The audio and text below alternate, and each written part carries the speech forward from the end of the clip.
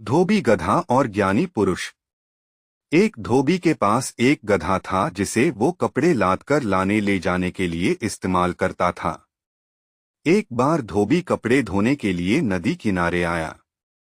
गधे की पीठ से कपड़े उतारते वक्त उसे याद आया कि जिस रस्सी से वो गधे को पेड़ से बांध देता था वो आज उस रस्सी को लाना भूल गया है।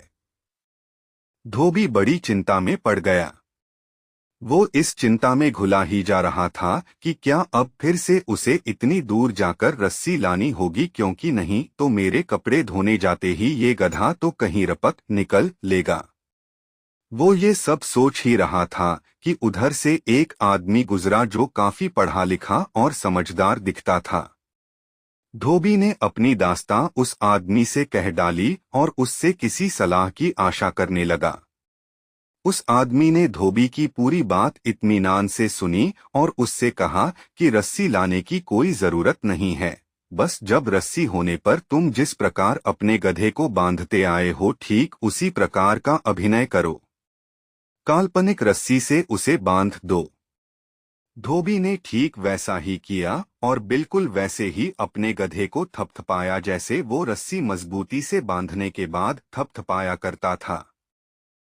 धोबी कपड़े धोता जाता और बीच बीच में दूर बंधे अपने गधे को देखकर आश्चर्यचकित होता जाता कि ये काल्पनिक रस्सी तो खूब काम कर रही है।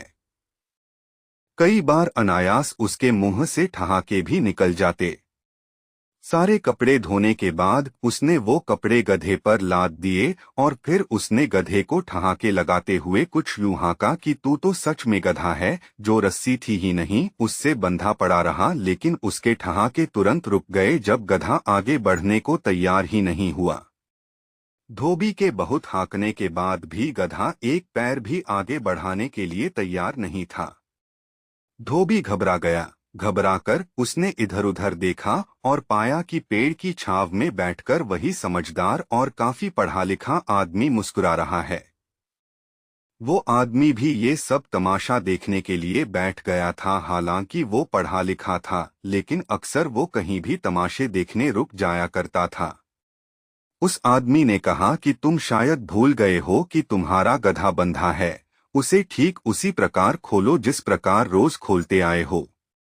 धोबी एक बार फिर से आश्चर्यचकित हुआ और उसने ठीक उसी प्रकार अपने गधे को खोला जिस प्रकार वो रोज उसकी रस्सी खोला करता था और फिर से उसे थपथपाया करता था। ऐसा करते ही गधा अपने रास्ते चल दिया। यहाँ गधे की जगह हम अपने आप को रखकर देख सकते हैं।